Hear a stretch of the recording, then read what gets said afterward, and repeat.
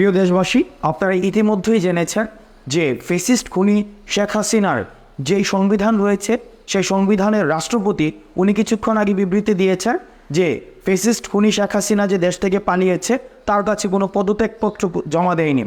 আমরা দেখেছি গতকাল চট্টগ্রাম বিশ্ববিদ্যালয়ে ছাত্রলীগের আবার পুনর্বাসনের জন্য বিভিন্ন ধরনের পায়তারা পড়েছে এবং ঢাকা শহরের বিভিন্ন প্রান্তে ছাত্রলীগ, যুবলীগ এবং আওয়ামী লীগের যে পতিত আত্মারা রয়েছে তারা বিভিন্নভাবে জড়ো হওয়ার তারা পায়তারা করছে।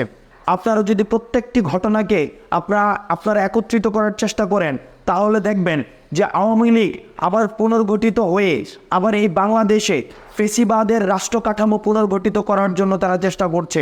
প্রিয় দেশবাসী, 5 আগস্টের পূর্বে আমাদের সবার একটি পরিচয় আমরা একত্রিত হয়েছিলাম, সেটি হচ্ছে আওয়ামী নির্যাতনের বিরুদ্ধে আমাদের সবার পরিচয় ছিল আমরা ছিলাম মজলুম এবং আওয়ামী লীগ ছিল জালিম। এই জালিমের বিরুদ্ধে আমরা মজলুম হিসেবে আমরা দাঁড়িয়েছিলাম 5 আগস্টের পূর্বে। কিন্তু 5 আগস্টের পরবর্তী সময়ে আমরা নিজেদের বিভিন্ন ক্ষুদ্র ক্ষুদ্র রাজনৈতিক স্বার্থে আমরা পৃথক হয়ে গিয়েছি, যার ফলশ্রুতিতে এই যে একটি গ্যাপ ক্রিয়েট হয়েছে, এই গ্যাপ ক্রিয়েটের জায়গাটিতে আবার আওয়ামী ফ্যাসিস্ট সরকার আবার তার পুনর্বাসনের ছক কষছে।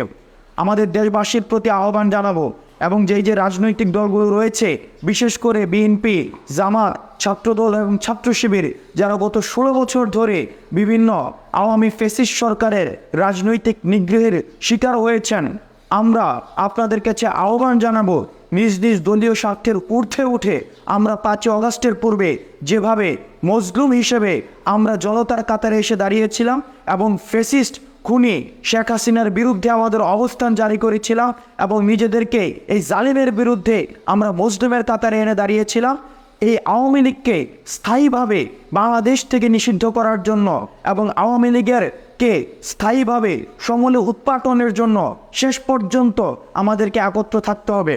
আমরা যদি নিজেদের দলীয় স্বার্থে এবং রাজনৈতিক স্বার্থে আমরা যদি পৃথক হয়ে যাই, সেই সুযোগটি হচ্ছে আওয়ামী লীগের পতিত আত্মারা নেবে। সুতরাং আপনাদের কাছে আহ্বান, আপনারা বিভিন্ন জায়গায় যদি খুব মনোযোগের সাথে দেখেন তাহলে দেখবেন বিভিন্ন জায়গায় চক্রান্ত চলছে, বিভিন্ন জায়গায় আওয়ামী লীগকে আবার পুনর্বাসন করার আমরা দেখছি প্রশাসনিক এবং বিচারিক বিভিন্ন ধরনের ষড়যন্ত্র চলছে। এই ষড়যন্ত্রগুলোকে রুখে দিতে আমাদের জাতীয় ঐক্যের কোনো বিকল্প নেই। সুতরাং যারা আমরা 5 আগস্টের পূর্বে মজলুম হিসেবে আমরা জনতার কাতারে এসেছি, সুতরাং আওয়ামী লীগকে স্থায়ীভাবে নিষিদ্ধ করার জন্য এবং বাংলার মাটিতে তাদের যে কোনো ধরনের পুনর্বাসন ঠেকাতে আমাদের সবসময় ঐক্যবদ্ধ থাকতে হবে। যে কোনো রাজনৈতিক পরিচয়ের ঊর্ধ্বে উঠে আমাদের মজলুম পরিচয়ে আমাদের মাঠে আমাদের অবস্থান জারি রাখতে হবে। নচেত আবার আমরা দেখব আওয়ামী লীগের পতিত আত্মা আবার বাংলাদেশের এই মাটি আবার তারা দখল করে নিয়েছে।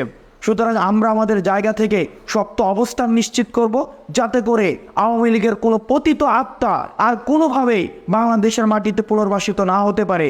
ছাত্রলীগ, যুবলীগ, আওয়ামী লীগকে স্থায়ীভাবে রাজনৈতিকভাবে নিষিদ্ধ করার জন্য, বিচারিকভাবে নিষিদ্ধ করার জন্য আমাদের সামষ্টিক যত ধরনের পদক্ষেপ নেওয়া প্রয়োজন আমরা সেই পদক্ষেপগুলো আমরা সামষ্টিকভাবে নেব এবং বাংলাদেশে গণতন্ত্র এবং ন্যায্যতা এবং যেই দায় দরদ এবং ইনসাফের যেই বাংলাদেশ, সেই বাংলাদেশ প্রতিষ্ঠিত আমরা করেই ছাড়ব।